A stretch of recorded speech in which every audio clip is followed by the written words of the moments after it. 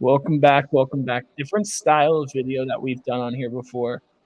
Betting content, not something we've dabbled in, but obviously I do bet regular season NBA all the time. I'm here giving you my futures for the season, the ones that I'm playing. It's not any crazy amount of units or anything like that, just half unit plays, but I'm excited. The season is going to be great, and I figured I'd get this out so you can have 10 days before the season starts to get these in before the odds change and all of that. We'll start off at the top. First up, I have MVP. I have Shea Gilgeous Alexander at half a unit at plus 500. Nothing too crazy. I'm not betting a full unit on futures that are that low. I'm just not. It's MVP. Guy can get hurt. He can literally miss 16 games or 18 games and not be able to get this award, even though his numbers might be unbelievable. It's a tough Right. thing to do now with this new rule of only you have to play 65 games. It's really tough. So I'm putting half a unit on Shea. And I'm also putting half a unit on Anthony Edwards. That one's more of my long shot kind of pick. It's just because I think the T Wolves are going to be forced to have to put a lot more on Ant's plate now that they traded Cat. And they're going to have to score more offensively than they did last year because having two bigs really just helps out defense no matter how bad of a defender Karl Anthony Towns is. Even though he's slightly like over hated on defense, like he's actually not terrible. But I think Ant's going to have the ball in his hands more. They're going to have to score more points. And I think every year we've seen his numbers go up a little bit. And I think this is finally the year we see that jump. And at plus 1100, I'll take that all day. Right. Off a gold medal as well. True. Yeah, that's also going to help him playing with all those fucking legends. Yeah. Um, what's your pick for MVP? Slim's just here to throw out some feelers. Right. And so my brother's top three. I'm right here with him. So I'll contribute to what it is that he laid down. I think Shea is my number one overall, and I can agree that Ant is probably my second as well. Yeah, no. Shea's just in like one of those positions where I know his team's going to be really good and he's going to be the best player on the team. He was already in top three in voting last year. I thought that he deserved it for almost the entire season, except for Luka's late push. But still, I thought Shea had an unbelievable year last year. I think that'll continue. And the Thunder's record, I think there'll be more of a gap between them and the rest of the Western Conference in wins that I think will propel him to actually getting the award. Just if Ant can keep up with that like he did last year, then I think he's also inclined for that. But he's got to put up better numbers if he wants to win it than Shea did. Moving on to Defensive Player of the Year, I don't have anything for Rookie of the Year. The field is just too wide open for me, and like the odds just aren't there. But you want to give shout out to your boy here? Shout out to Zachary Shea, man. He's the cat.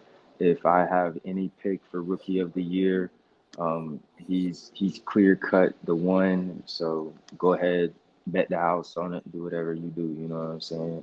It's green. If No, we're gonna gamble responsibly, Slim. We're not betting the house on anything.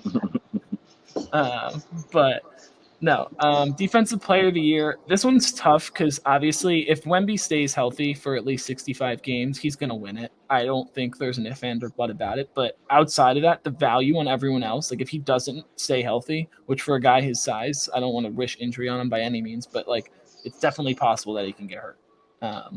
So for me, the value on everyone else is just really high.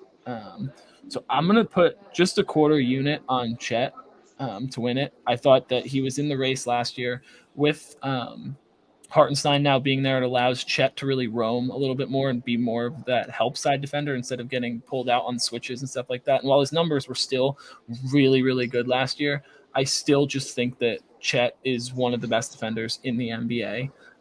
And this is like a way to show love to the Thunder after last year. They kind of got robbed of everything, in my opinion, like award wise. So I think this is a big year for the Thunder, and you'll get that sense throughout this video. But yeah, I think Chet's definitely my pick. Obviously Wemby, but I'm not putting money on a minus 155 future. It's just not happening. I feel So that. I think the value on Chet's definitely there. The next two are probably some of my favorites. Again, playing this for half a unit, I have Evan Mobley as most improved player.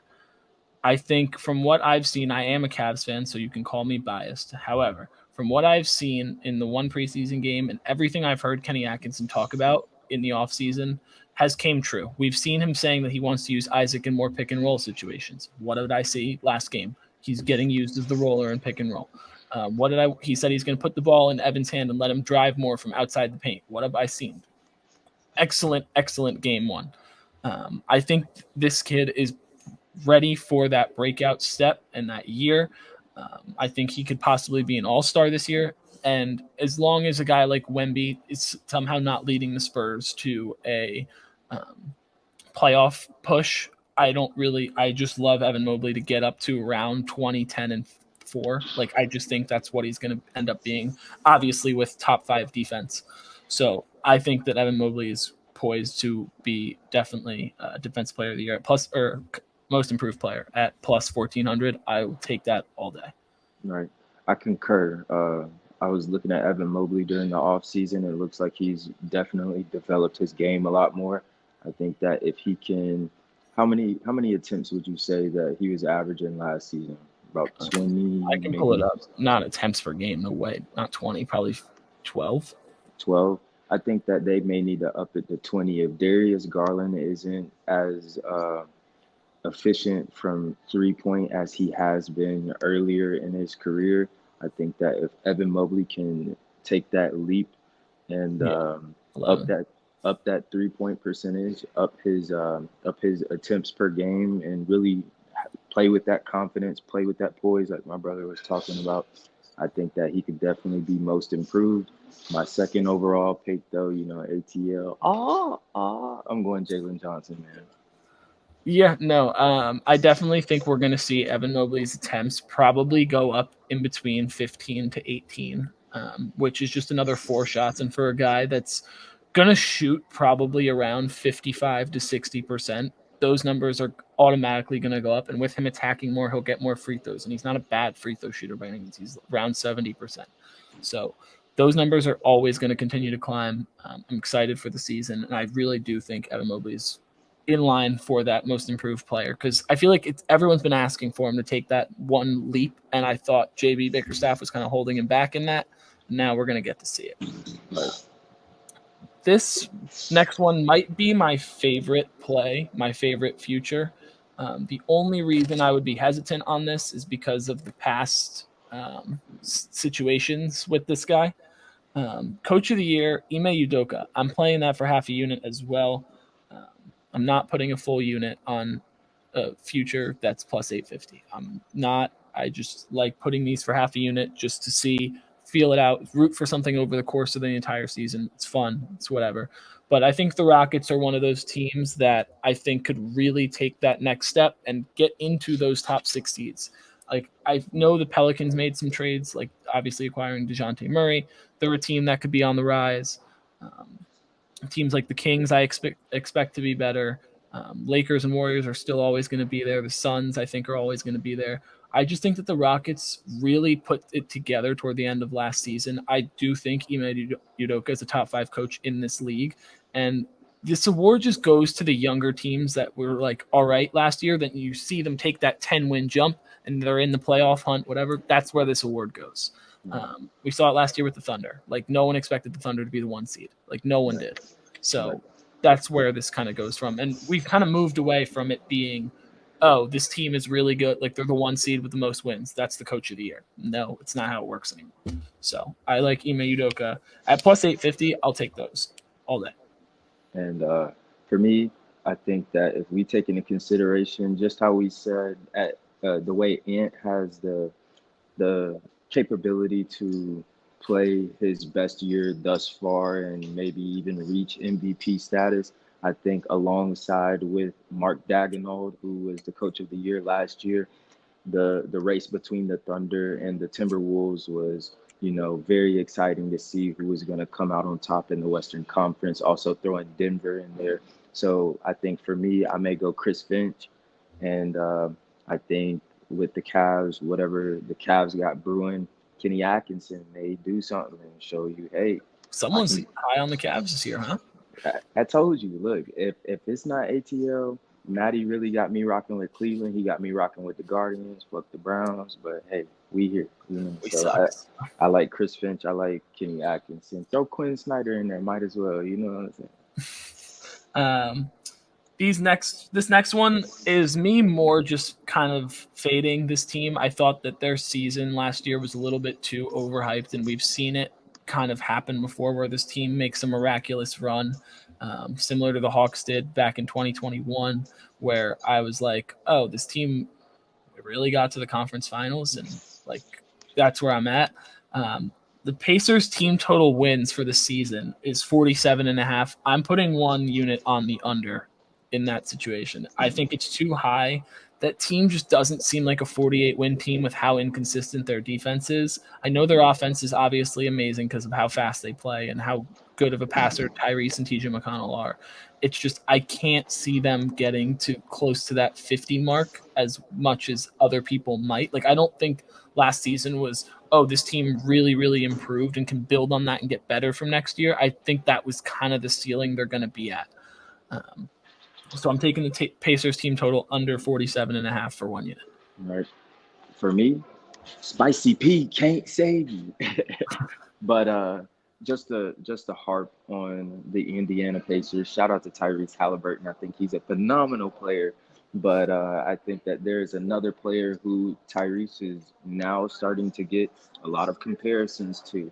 And we played them in the preseason. You know, and I'm talking about the Atlanta Hawks. But I saw the way that Dyson Daniels was guarding Tyrese Halliburton. And I noticed that if you put a stop to the manipulator of the offense who kind of helps push that pace, you kind of only can rely on Pascal Siakam. Shout out to TJ McConnell. But I think that the East has definitely broadened in its defense on all fronts, coming from Boston, New York. You know, Boston just got Lonnie Walker, like, you know, steals across the board. Everybody's moving to the East. I think the East is a little bit more competitive than what it was last year. Yeah. So I can see them not making that. You know, another reason I think that the Pacers are probably going to go under is a lot of the teams in the Eastern Conference got a lot more mobile out on the perimeter. We saw the Knicks get Karl-Anthony Towns, who can space out. He did a little more last year playing on the perimeter because he was forced to because he was the 4. Now you're going to be able to put him on Miles Turner, and that's not a mismatch by any means. You saw, obviously, the Celtics with Porzingis. They can stretch the floor. Embiid is still capable of stretching out a little bit, which you don't really want, but he can do it. The Cavs, obviously, Jared Allen and Evan Mobley are good enough, if not above average, big man perimeter defenders. You could just go down the line. The Magic, same deal. Great defensive team. You could just go all the way down, and I think a lot of teams are now adapting to be able to play against this kind of offense where it's high pace, high spacing, and quick shots. Like I think a lot of teams are adjusting to that, and the Pacers aren't talented enough to consistently beat those kind of teams. At all. And then last two, I got some pretty crazy ones. NBA Cup, I didn't really want to bet on this, to be honest, but Slim convinced me to pick a team out. I'm only playing this for a quarter unit. Give me the Orlando Magic to win it all. I just like taking a team. This is my thought process on it. Obviously, this is the second year, so I don't know if this will prove to be true. I feel like it's going to be a up-and-coming teams race to win, basically. Like we saw the Pacers last year really do well in this tournament. The Magic got the playoff experience. Now they added some shooting with KCP. We're going to see this team take a step, in my opinion. This is a national stage that they can possibly get some more national TV games, and they want to really show out in these games to move up, get to Vegas, and I think win this thing at plus 2,700, putting a quarter unit on it just for fun. And then last but not least, NBA Finals future. I'm just putting a quarter unit again on Celtics versus Thunder in the finals. I think clearly to me, those are the two best teams. I don't really see a world where any team could. I mean, I could see it that one of them ends up losing or injuries or whatever happens. But to me, those are the two best teams from each conference. I think they're going to play in the finals at plus 950. Just putting a quarter unit on it, just to hopefully just trust your gut. See, these are the two best teams. Let's see them get there. So we're trying to make money here. We're not picking favorites and all that stuff. We're trying to make money. So yeah, Obviously, if you want to pick an actual winner, I would probably say the Celtics again, but their odds are too low. I'm not going to put money on that. Y'all know who I am. Y'all know what I got to do every season. Give me the Hawks and the Oklahoma City Thunder. All right, and that's how you lose a unit, folks. But that's it for this one. If you guys want to see more betting content throughout the year, please let me know in the comments. Like, comment, subscribe. Peace.